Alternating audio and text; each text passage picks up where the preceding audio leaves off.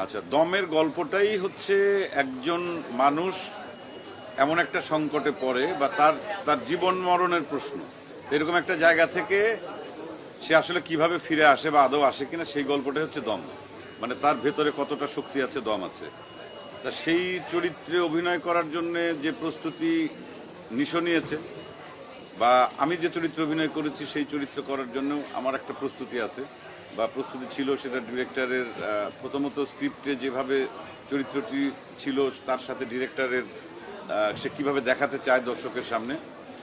তবে একটা বেঁচে থাকার গল্প, একটা প্রেরণার গল্প। আমি মনে করি দম একটা শক্তি যোগানোর গল্প। আমরা তো অনেক সময় অনেকভাবে মানসিকভাবে অনেক সময় বিপর্যস্ত হই, থেমে যাই। এটা হচ্ছে না থামার গল্প দম। এবং সেই গল্পে কষ্ট আছে, ভালোবাসা আছে, আনন্দ আছে, সব কিছুই আছে। মানে বাস্তবতার সঙ্গে, বাস্তবতার নিরিখেই এরকম ঘটনা হয়তো আমাদের অনেকের জীবনে নানান ক্ষেত্রে নানানভাবেই আসে। সেই গল্পটাই হচ্ছে দম। এবং সেখানে আমি একটি চরিত্র অভিনয় করেছি। সেই চরিত্রটি দর্শকদেরকে তো সামনাসামনি তো সব কিছু বলা যাবে না, তাহলে তার সিনেমা আপনারা হলে এসে দেখার আগ্রহ নষ্ট হয়ে যাবে, বা চমক যেটা, সেই চমকগুলো থাক। অভিনয় করেছি, আপনারা দেখবেন। এবং এই ছবিটি আমরা শুটিং করেছি কাজাখস্তানে, যেখানে মানে মাইনাস টেম্পারেচার আমাদেরকে অনেক কষ্ট করে শুটিং করতে হয়েছে। এবং স্পেশালি আমি স্পেশালি আমি নিশোর কথা বলবো।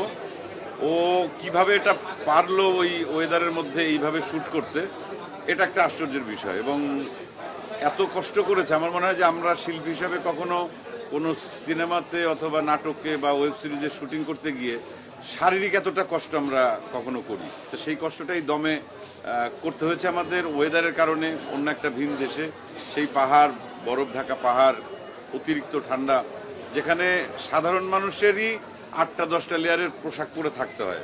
মানে ঠান্ডা বাতাস এরকম যে নাকে কানে হাতের মনে মনে যে সুচ ফোটানো হচ্ছে, এইরকম ঠান্ডা। এর ভেতর এই চরিত্রে অভিনয় করা, এবং ক্রেডিটটা আমি স্পেশালি নিশোকে দিতে চাই। এবং ওর এই কষ্টটার কিছু সফলতা তো পাবে, এটা তো একদমই স্ক্রিনে দেখা যাচ্ছে। এবং দর্শকরা যে উন্মাদনা দেখাচ্ছে দমকে নিয়ে, তার পেছনে কিন্তু কারণ এটাই যে একটা মানুষ কতটা কষ্ট করতে পারে। এক হচ্ছে প্রেরণার গল্প, সেই সঙ্গে ওর যে অভিনয় করার জন্য, এই চরিত্র অভিনয় করার জন্য ওর যে কষ্টটা করেছে সেটাও স্ক্রিনে দর্শক দেখতে পাচ্ছে, ইমোশনাল হচ্ছে। আর আমি একটু মজার একটা চরিত্র অভিনয় করেছি, হয়তো একটু মেন্টাল রিলিফ দেওয়ার জন্য। আমার হয়তো উপস্থিতির পর থেকে দর্শক একটু হয়তো বা এক ধরনের কষ্টের জায়গা থেকে সরে এসে আবার একটু হাসি মুখে কিছু কিছু কনভারসেশন দেখবে, কিছু দৃশ্য দেখবে। কিন্তু অলসো যদি আমি বলি, গল্পটা এই দমের যে মানুষটার, নিশোর গল্প, নিশোর অভিনয়ের জন্য যদি বলি বা ওর প্রস্তুতি বলি অথবা ও যেটা করেছে, এটা আউটস্ট্যান্ডিং। এবং আমি দর্শকদেরকে অনুরোধ করবো, আপনারা সিনেমা হলে এসে এই দম দেখুন।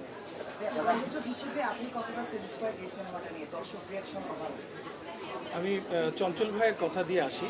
চঞ্চল ভাই এইমাত্র বললো না যে এটাতে নিশো প্রোটাগনিস্ট হিসেবে কাজ করেছে এবং চঞ্চল ভাই একটা কমিক রিলিফের জন্য এসছে। এখানে দর্শকরা যদি ছবিটা দেখে তাহলে বুঝবে চঞ্চল ভাই খুব লাইট একটা ক্যারেক্টার নিয়ে ঢোকার পরে কিভাবে এই গল্পের মানে এই গল্পটার পরিণতির সঙ্গে কিভাবে যুক্ত হয়, এবং চঞ্চল ভাইয়ের যে ইম্প্যাক্ট এই ছবিতে। কারণ আজকে চঞ্চল ভাইকে আমি বলেছি, চঞ্চল আমরা যখন আস্তে আস্তে গল্প করছিলাম, এর আগেও গত 2 বছর ধরেই আলাপ হয়েছে এই গল্প নিয়ে নানানভাবে। চঞ্চল ভাইয়ের যে ক্যারেক্টারটা, সুজিত ক্যারেক্টারটা, এইটা কি পরিমাণ ইম্প্যাক্টফুল একটা ক্যারেক্টার, দর্শকরা সিনেমাটা দেখলে আসলে বুঝতে পারবে। সো ওই জায়গা থেকে আমার কাছে মনে হয় যে প্রথম কথা হচ্ছে যে কথাটা আপনারা জিজ্ঞেস করলেন যে এই সিনেমাটা নিয়ে স্যাটিসফাইড কতটুকু আমি প্রযোজক হিসেবে আসলে আমার স্যাটিসফ্যাকশনটা ইম্পর্টেন্ট না, ইম্পর্টেন্ট হচ্ছে দর্শকের স্যাটিসফ্যাকশনটা। আমি যার জন্য যেটা অ্যাচিভ করার জন্য সিনেমাটা বানিয়েছি, একটা জিনিসই অ্যাচিভ করতে চেয়েছি। আমি, আমাদের ডিরেক্টর রেদওয়ান রনি, নিশো, চঞ্চল ভাই, পূজা, যারাই এই ছবিটার সঙ্গে যুক্ত ছিল। এবং আপনারা জানেন যে এই ছবিটা একটা ইন্টারন্যাশনাল ফিল্ম, যেখানে আজারবাইজানের একজন অ্যাক্টর রুজলান অভিনয় করেছে। He is very prominent and famous in his country. DOP specially আমি একটা থ্যাঙ্কস দিতে চাই আমাদের ডিওপি কে, আমাদের ডিওপি যে দুর্দান্ত ফটোগ্রাফি করেছে, মিকাইল।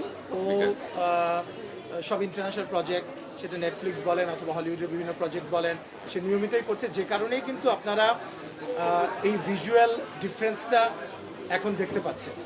আমাদের এটা 6তম সিনেমা, এবং এই 6তম সিনেমায় এসে আমরা তো সবসময় চাই যে প্রত্যেকটা বছরই আমরা নতুন কিছু যুক্ত করতে অথবা ইন্ডাস্ট্রিতে নতুন কিছু অ্যাড করতে।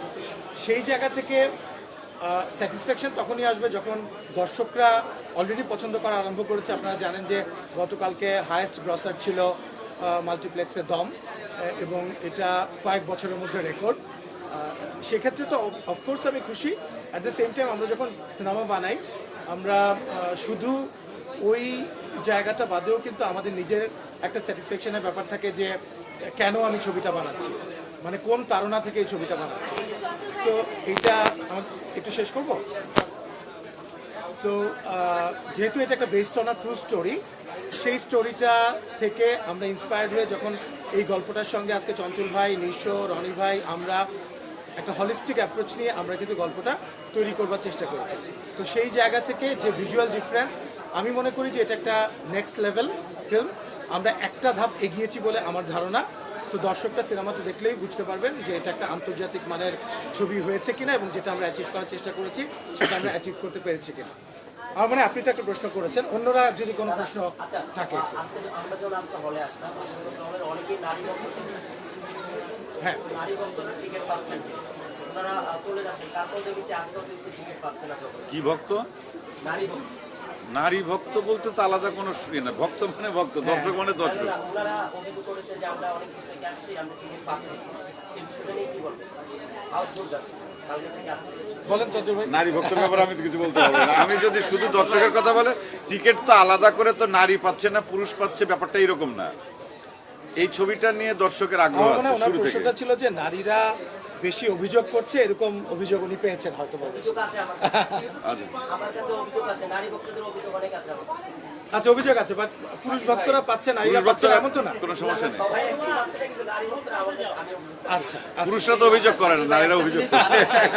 আচ্ছা, যেটা বলি সেটা, আচ্ছা এটা এটা শেষ করে দেখতে, তারপর সেটা হচ্ছে যে এই দমের ট্রেলার, টিজার এগুলো দেখার পর থেকেই তো দম দেখার একটা আগ্রহ তৈরি হয়েছে, বা এই ভিজুয়াল বা বাংলাদেশের এমন একটি গল্প, এটা তো সত্য ঘটনা অবলম্বনে আর কি, মানে এরকম আসলে একটা ঘটনা ঘটেছিল। তা দর্শকদের একটা আলাদা আগ্রহ দম নিয়ে প্রথম থেকেই ছিল, এবং সেটা যখন প্রথম ঘোষণা হয়, ওটার পোস্টার থেকে শুরু যা যা প্রমোশনাল যা যা জিনিসপত্র আছে সব কিছুতে, সেই আগ্রহের চাপটা তো আসলে একটা লেভেল পর্যন্ত সেটা ক্রস করলে পরে তখন এরকম ভিড় হবে, তখন সার্ভার ডাউন হবে। আসলে তো তাই হয়েছে তো, মানে আমাদের না, সার্ভার। আরেকটা বড় কথা হচ্ছে এটা তো ভালো, দমের এটা তো দেখেন, ভালো। দমের সবচেয়ে বেশি শো দিয়ে, ঈদের দিন তো এমনিতে একটু শো কম থাকে, সকালবেলা সবাই ব্যস্ত থাকে, ঈদের নামাজ, সবার সঙ্গে কুশলাদি, তারপর তো সিনেমা হলে আসে। সো ঈদের দিনটা তো একটু স্লো যায়, তারপরেও কিন্তু আমাদের প্রায় 29টা শো গতকালকে ছিল, এবং আজকে তো আরও শো বেড়ে গেছে। সো দেখেন, তারপরেও দর্শকদের আপনি যেটা বলছেন, আমাদের কাছেও প্রচুর ফোন আসছে। সো দমের যে একটা দর্শক উচ্ছ্বাস, দর্শকের যে উন্মাদনা, এটা তো আমরা টের পাচ্ছিলাম গত কয়েক দিন ধরেই। তো সেটা কিন্তু আমাদের বাস্তবতা, যেহেতু আমাদের মাল্টিপ্লেক্সগুলোতে বলেন বা সারা বাংলাদেশেই বলেন, হল সংখ্যা নিয়ে তো আমরা সবসময় একটা সংকটের মধ্যে থাকি। তো আমার কাছে মনে হয় যে প্রতিদিন যাবে, যেমন দমের আগামী 3-4 দিনের টিকিট নাই, এটা আমি শুনেছি, এটা স্টার সিনেপ্লেক্স থেকেই বলেছে আমাকে। তার মানে কি, পঞ্চম দিনে গিয়ে যে এই 3 দিনে দেখতে পাচ্ছে না, সে পঞ্চম দিনে দেখবে, তারপর তারা দেখবে। এবং এবার আমি বলেছি যে আমরা মাল্টিপ্লেক্সে শুধু সিনেমাটা আমরা রিলিজ করেছি, সিঙ্গেল স্ক্রিনে কিন্তু আমরা 2 থেকে 3 সপ্তাহ পরে আমরা সিঙ্গেল স্ক্রিনে আসবো। তার মানে তো এই না যে সিঙ্গেল স্ক্রিনে দর্শকদেরকে আমরা দিচ্ছি না, দিচ্ছি 2 থেকে 3 সপ্তাহ পর। যেভাবে করে আমরা ইন্টারন্যাশনালি রিলিজ করি, কোনোটা হয়তো 1 সপ্তাহ পরে, কোনোটা 2 সপ্তাহ পরে। সো দেশের ভেতরে দেশের বাইরের যত বাঙালি আছে, এবং আমি মনে করি বাঙালি বাদেও আমার যা বিদেশি বন্ধুরা আছে তারাও আমাকে ফোন করেছিল। সো এবং ইন্টারন্যাশনাল ডিস্ট্রিবিউটরদেরও আমি আগ্রহ দেখতে পাচ্ছি। এবং বাঙালি দর্শক ছাড়াও আমি মনে করি, যেহেতু language is not a barrier ফিল্মের ক্ষেত্রে, এখন দর্শক উন্মুক্ত, কিন্তু সিনেমা উন্মুক্ত সব দর্শকের জন্য। তো সেই রেসপন্সটা তো আমরা পাচ্ছি। আজকে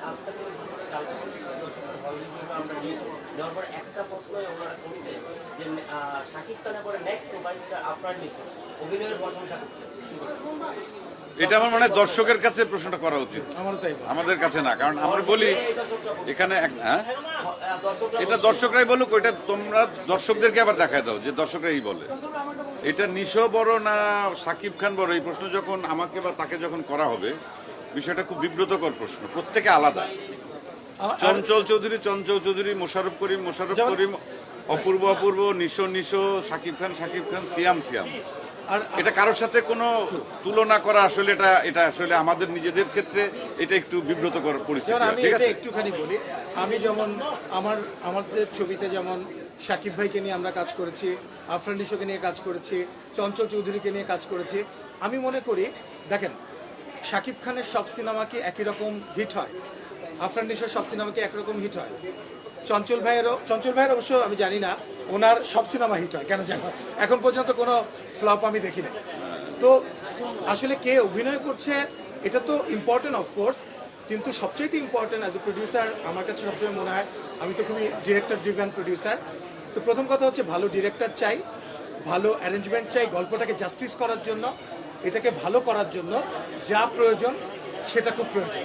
সো যে গল্পটার যে গাঁথুনি এবং যেভাবে করে গল্পটা তৈরি হবে সেটার এক্সিকিউশনটা যাতে ঠিকঠাকভাবে দর্শকের সামনে হাজির করা যায়। সো আপনি চমৎকার একটা গল্প, শুধু আর্টিস্ট ভালো হলেই, ডিরেক্টর যদি ঠিকঠাকভাবে গল্পটা সাজাতে না পারেন, অথবা দর্শকের সাথে, অথবা প্রোডাকশন ভ্যালু যদি ঠিক না থাকে, তাহলে সেই ছবি তো আর দর্শক দেখবে না, যত বড় স্টার কাস্টই আপনি নেন। এটা সারা পৃথিবীতে তাই ঘটেছে, আমরা দেখেছি। আর এবার অনেক ধরনের ছবি আছে, আর এক ধরনের ছবি তো হবে না। আর একই রকম অ্যাক্টর যদি সবাই যদি সেম অ্যাক্টিং করে, তাহলেও দর্শক বোর ফিল করবে।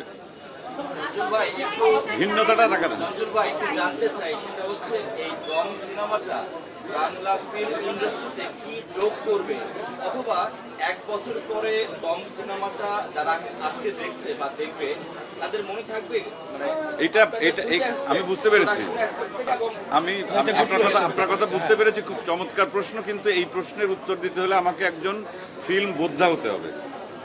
সিনেমার ভবিষ্যৎ নিয়ে আমি বলতে পারবো না। আমার কাছে বিনোদনের জায়গা থেকে দেখছি, বিনোদনের জায়গা, যদি দর্শক যদি সিনেমা হলে এসে ছবিটা দেখে তাদের ভালো লাগে, ওইটাই হচ্ছে তাৎক্ষণিক আনন্দ। আমরা ওটাই প্রথমত বিচার করি। আর কোন ছবি কতদিন বেঁচে থাকবে, এইটা সেটা নির্মাণ বা সে কোন সময়ের ঘটনা, কত বছরের টিকবে, এটা আবার সময় বলে দেবে। 2 বছর পর কোন ছবিকে দর্শক মনে রাখবে, বা কালের আবর্তে কত হিট সিনেমা হারিয়ে গেছে। আমরা দেখি বম্বে সমস্ত ফিল্ম ইন্ডাস্ট্রিতে এমন দেখা যাচ্ছে যে কয়েকশো কোটি, হাজার কোটি টাকার হয়তো বিজনেস করেছে, হয়তো 1-2 বছর পর আর ওই ছবির কথা কেউ মনে রাখেনি।